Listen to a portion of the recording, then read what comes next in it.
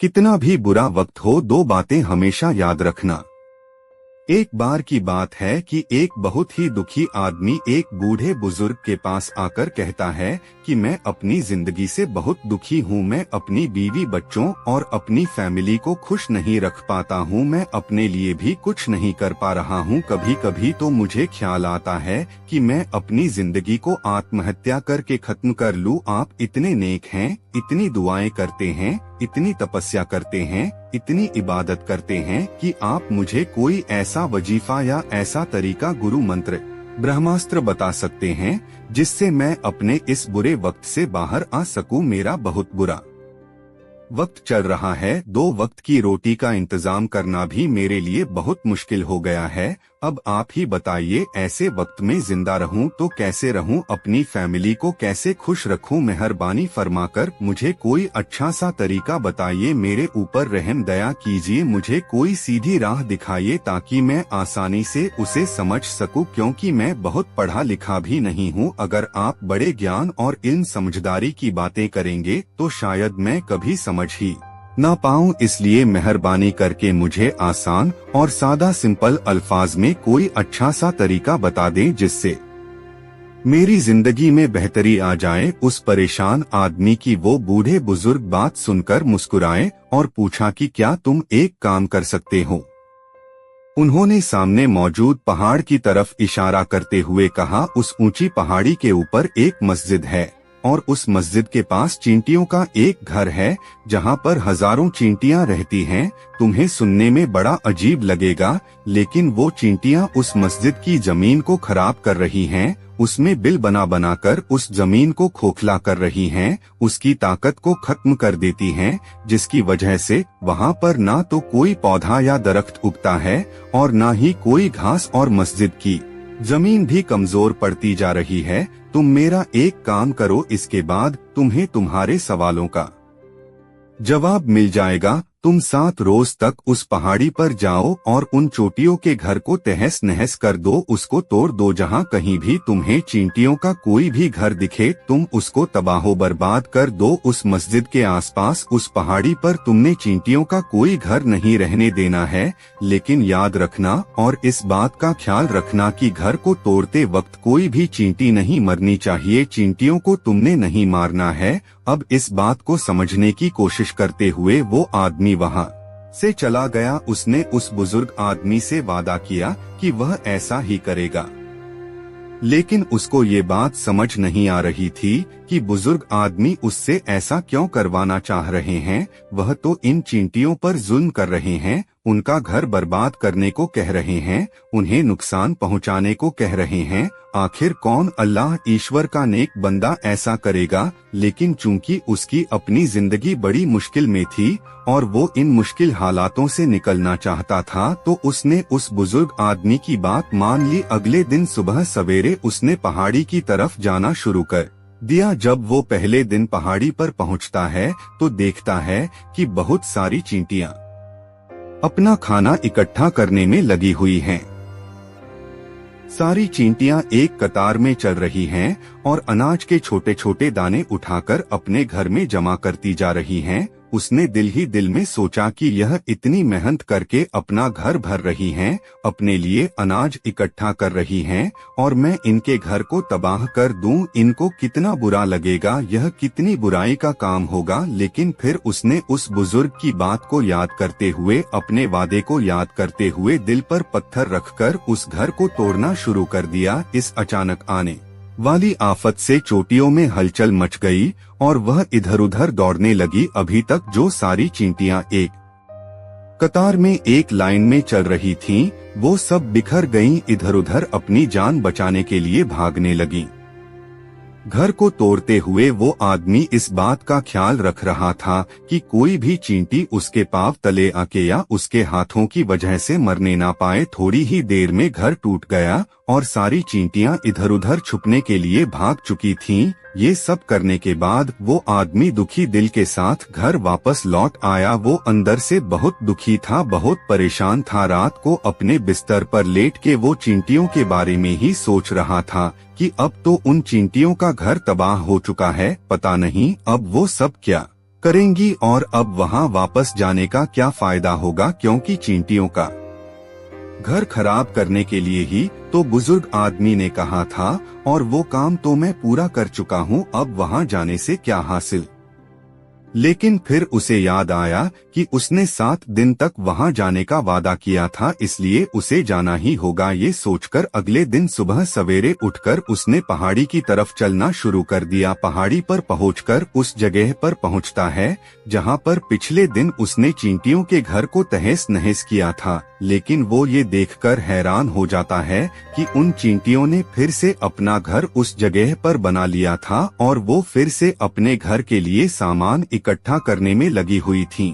उस आदमी को ये लगा कि ये चींटियां कितनी बेवकूफ हैं, इनको पता ही है कि कल ही मैंने इनका घर इसी जगह पर तबाह किया था और इन्होंने फिर से उसी जगह पर अपना नया घर बना लिया है। ये सोचकर वो आदमी हंसने लगा, चींटियों की बेवकूफी पर हंसने लगा। उसने उन चींटियों का घर फिर से तबाह करना शुरू कर दिया। एक बार फिर से उन चींटियों में हलचल मच गई और थोड़ी ही देर में सारी चींटियां अपनी अपनी जान बचाने के लिए इधर उधर भागने लगी, झाड़ियों में छुपने लगी। कुछ ही देर में वो आदमी फिर से उनका घर तबाह कर चुका था, ये तसल्ली करने के लिए कि उसने घर को अच्छी तरह तबाह कर दिया है ताकि चींटियां दोबारा इस जगह पर घर ना बना सकें।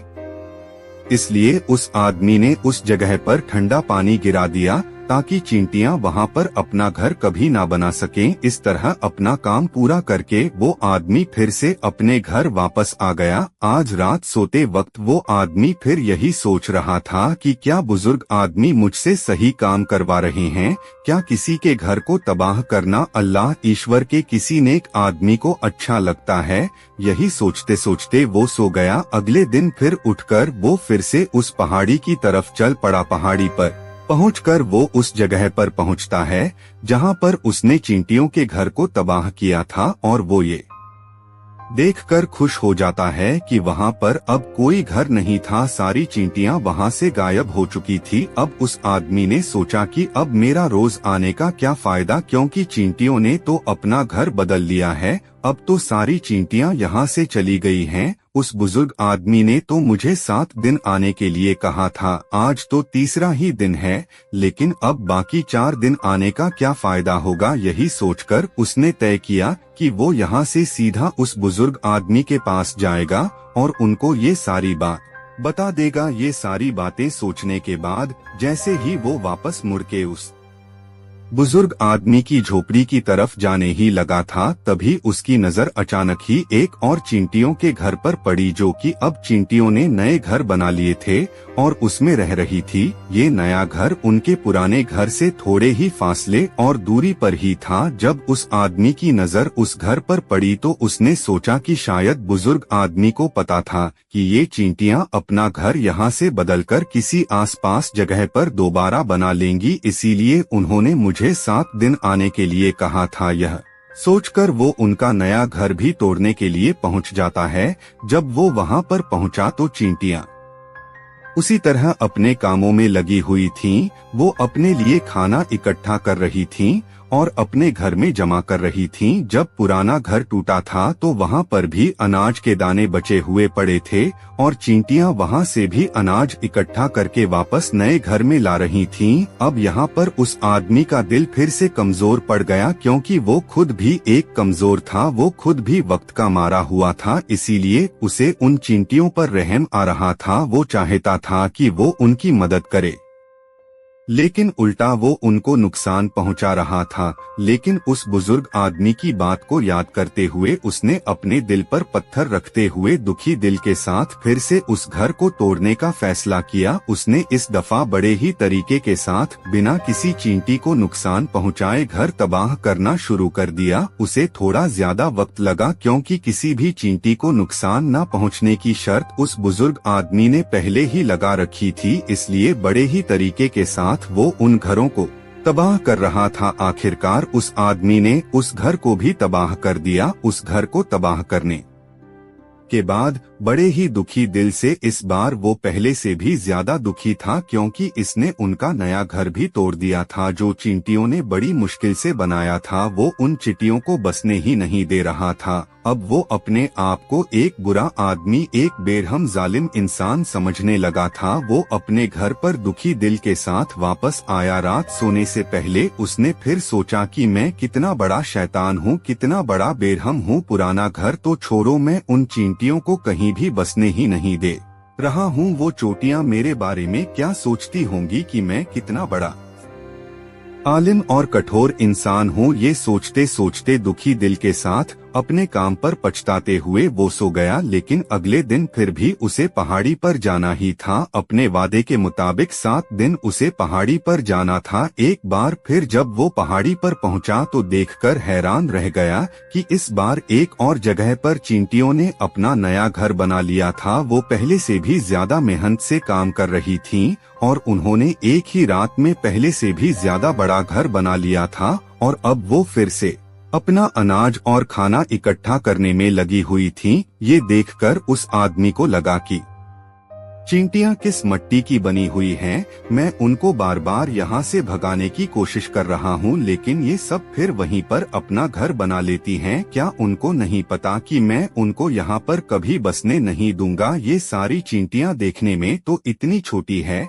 लेकिन ये फिर भी मुझसे हार नहीं मान रही हैं। अब की बार उस आदमी को गुस्सा आ गया और उसने गुस्से में आकर उनके घर को खराब करना शुरू कर दिया।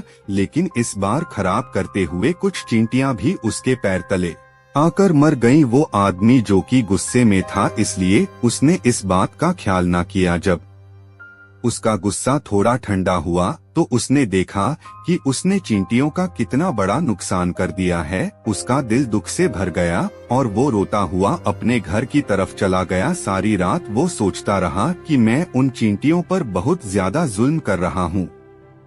अब इससे ज्यादा मैं जालिम नहीं बन सकता। यही सोचकर वो अगले दिन चींटियों के लिए थोड़ा सा आटा लेकर उस पहाड़ी पर पहुँच जाता है। आज उसके दिल में चींटियों के लिए मोहब्बत थी। आज वो उनकी मदद करना चाहता था। और जब वो वहाँ पर पहुँचा तो देखा कि चींटियां एक बार फिर से अपने नए घर को बनाने में लगी हुई थीं। वो बड़े प्यार से चींटियों के घर के पास बैठ गया और अपना लाया हुआ आटा उन चींटियों के पास रख दिया। थोड़ी ही देर में वो चींटियां उसका आटा खाने लगी। जब तक 7 दिन पूरे ना हुए वो अगले दिनों तक ऐसा ही करता रहा। वो रोज सुबह जाता, अपने हाथों से उन चींटियों को आटा खिलाता और उनके पास थोड़ी देर बैठकर वापस आ जाता। 7 दिन पूरे होने के बाद वो उस बुजुर्ग आदमी के पास वापस आता है और अपना दोनों हाथ जोड़कर उनसे बोलता है कि मुझे माफ कर दें, मैंने उन चींटियों का घर तबाह करने की बहुत कोशिश की। मैंने उनका घर तबाह भी किया, 1 बार नहीं 4 बार तबाह किया। लेकिन वो चोटियां फिर से अपना घर बना लेती थीं। हर रोज वो फिर से मेहनत करके फिर से अपना नया घर बना लेती थी। 4 दिन के बाद मेरे अंदर हिम्मत नहीं रही। मैं इससे ज्यादा बेरहम जालिम नहीं बन सका। मैं उनके घर को नहीं तोड़ पाया। मैं समझ सकता हूँ कि मैंने आपके साथ अपने वादे को पूरा नहीं किया और अब आप इसके बदले में मुझे तरीका भी नहीं बताएंगे जो कि मुझे मेरे इस बुरे वक्त से निकाल सकता है। लेकिन मुझे इसकी कोई परवाह नहीं। मुझे लगता है कि मैंने जो किया है वो बिल्कुल ठीक किया है, इसलिए मैं आपसे इजाजत लेकर वापस जा रहा हूँ। गुजारिश है कि मुझे अपने घर जाने की इजाजत दे दें। ये सुनकर वो बुजुर्ग आदमी मुस्कुराए और उन्होंने कहा कि बेटा चले जाना, थोड़ा पानी तो पी लो, थोड़ी देर के लिए रुक तो जाओ, उसके बाद चले जाना। ये कहकर वो बुजुर्ग आदमी अपनी झोंपड़ी से उसके लिए पानी लेकर आते हैं। पानी पिलाने के बाद उस बुजुर्ग आदमी ने पूछा कि मुझे तुम ये बताओ तो सही कि तुम आखिर उन चींटियों का घर क्यों नहीं तबाह कर सके। वो चींटियां तो तुमसे बहुत छोटी सी हैं और तुम इतने बड़े हो, इतने ताकतवर हो, तुम उन छोटी छोटी चींटियों का घर भी तबाह नहीं कर पाए। कहाँ है तुम्हारी ताकत और तुम्हारी समझदारी? क्या तुम उन चींटियों का भी मुकाबला नहीं कर पाए? उस आदमी ने जवाब दिया कि मैंने उन चींटियों का घर तबाह किया था, बार बार किया। था। एक बार तो गुस्से में आकर मैंने उनको नुकसान भी पहुंचा दिया था, लेकिन जिस दिन मैंने उनको नुकसान पहुंचाया उसी दिन मुझे लगा कि मैं उनको क्यों नुकसान पहुंचा रहा हूं, क्यों उनको इतनी तकलीफ दे रहा हूं। मुझे बड़ा पछतावा हुआ, बड़ी शर्मिंदगी हुई और उसी दिन के बाद मैंने उनको नुकसान पहुंचाने की बजाय उनकी मदद करनी शुरू कर दी। ये सुनकर उस बुजुर्ग आदमी ने कहा कि यही तो सीखने की बात है। एक छोटी सी चींटी हमें जिंदगी गुजारने का तरीका बता देती है। मैंने तुम्हें उन चींटियों का घर तबाह करने के लिए नहीं भेजा था, मैंने तुम्हें भेजा था कि तुम इन चींटियों से कुछ सीख लो, उनकी जिंदगी से कुछ सबक सीख लो जो तुम्हारे लिए तुम्हारी जिंदगी गुजारने में मदद करें। मुझे बताओ कि तुमने उनसे क्या सीखा। ये सुनकर उस आदमी ने पूरी कहानी बयान कर दी कि वो इन 7 दिनों में वहाँ पर क्या क्या करता रहा। पूरी कहानी सुनने के बाद बुजुर्ग आदमी मुस्कुराते हुए बोले कि बेटा, पहली सीख तो इन चींटियों से तुम ये ले सकते हो कि तुमने कितनी बार उनके घर को तोड़ने की कोशिश की, कितनी ही बार तुमने उनके घर को तबाह किया, लेकिन वो हर बार अपना नया घर बना लेती थीं। उन्होंने कभी हार नहीं मानी। अगर वो हार मान लेती तो वो चींटियां तुम्हें वहाँ पर ना मिलती। बेटा, हमारी जिंदगी भी हार जीत का नाम है, लेकिन 1-2 बार हार मिलने पर हम टूट जाते हैं, नाराज हो जाते हैं और फिर जिंदगी को जीना पसंद नहीं करते। और कुछ लोग तो अपनी जिंदगी को खत्म करने का सोचने लगते हैं और कुछ लोग आत्महत्या भी कर लेते हैं। लेकिन जानवरों में तुमने एक बात देखी होगी कि वह अपनी जिंदगी खुद से खत्म नहीं कर सकते। तुमने कभी नहीं सुना होगा कि किसी जानवर ने अपनी जान ले ली हो, चाहे वो जानवर कितना ही भूखा क्यों ना हो, कितना ही दुखी क्यों ना हो, कितनी ही तकलीफ में क्यों ना हो, वो अपनी जिंदगी के लिए कुछ ना कुछ करता ही रहता है। लेकिन वहीं पर हम इंसान 1-2 बार हार मिलने पर अपनी जान लेने की कोशिश करते हैं। बेटा, जिंदगी तो कोशिश करने का नाम है, स्ट्रगल करने का नाम है जिंदगी, और मौत तो अल्लाह ईश्वर के हाथ में है। इसलिए मौत से पहले मौत के बारे में मत सोचना, क्योंकि मरने के बाद तो तुम यहाँ से चले ही जाओगे, तो तुम उससे पहले क्यों दुखी हो रहे हो। अगर एक घर टूट गया है तो फिर दूसरा बनाने की कोशिश करो, और कोशिश करने वालों की कभी हार नहीं होती। ये तुम उन चींटियों में देख चुके हो। देखने में तुमसे कितनी छोटी हैं चींटियां, लेकिन उनका दिल तुम्हारे दिल से कितना बड़ा है। इतना यकीन है उन्हें खुद पर कि इतनी बार घर टूटने के बाद भी उन चींटियों ने कभी हार नहीं मानी। और दूसरी सीख ये है कि जब भी हमारे ऊपर कोई बुरा वक्त आता है, हमें लगता है कि ये वक्त कभी नहीं जाएगा, ये वक्त मेरी जिंदगी को बर्बाद कर देगा, मुझे कभी जीने नहीं देगा। और अपने इन्हीं ख्यालों से, इन्हीं सोच से, जिनमें कोई हकीकत नहीं होती, वो तो सिर्फ ख्याल होते हैं, सोच होती है, और वही सोचें हमारे दिल को दुखी कर देती हैं, हमारी हिम्मत को तोड़ देती हैं, और इसीलिए हम कोशिश करना भी छोड़ देते हैं। लेकिन तुम खुद ही सोचो कि बार बार की तकलीफ हमें नुकसान पहुंचाएगी, लेकिन कब तक पहुंचाएगी। अगर हम बार बार उठकर हिम्मत करते रहेंगे, कोशिश करते रहेंगे, तो हार भी हमारे सामने घुटने देगी, झुक जाएगी हमारे सामने, और कुदरत भी एक दिन हमारे ऊपर मेहरबान हो जाएगी, मेहरबानी करने लगेगी और हमें वो सब कुछ देने लगेगी जिसकी हमने कभी ख्वाहिश की थी। तुमने खुद नहीं देखा कि तुम खुद उन चींटियों को तबाह करने के लिए पहुँचे थे, और फिर तुम खुद ही उनको अनाज और आटा देने लगे। तुम खुद ही उन पर मेहरबान हो गए, क्योंकि तुमने देखा कि ये तो हार नहीं मान रही हैं, ये सब हिम्मत ही नहीं हार रही हैं, ये तो कोशिश करती जा रही हैं, और तुम्हारा दिल भी नरम हो गया। इसी तरह अगर तुम भी अपनी जिंदगी में कभी हार नहीं मानोगे तो एक ना एक दिन तुम्हें वो सब कुछ मिलेगा जो तुम अपनी जिंदगी में पाना चाहते हो। कुदरत वो सब कुछ तुम्हारी झोली में डाल देगी। इसलिए इस कहानी के 2 सबक जरूर याद रखना। फर्स्ट ये कि हमेशा कोशिश करते रहना, कोशिश करने वालों की कभी हार नहीं होती, और सेकंड इस बात पर यकीन रखना कि एक ना एक दिन कुदरत तुम्हारी इस कोशिश का इनाम जरूर देगी और तुम्हें वो सब कुछ मिलेगा जो तुम्हारी चाहत है। कुदरत खुद उसे तुम्हारी झोली में डालेगा अगर तुमने हिम्मत ना हारी। मेरे प्यारे दोस्तों, जिंदगी में हर रोज कुछ नया सीखो, नया सोचो, नया करो। लर्न टुडे चैनल को जरूर सब्सक्राइब करो। अच्छी वीडियो दोस्तों से जरूर शेयर करो। ओके दोस्तों, गुड बाय।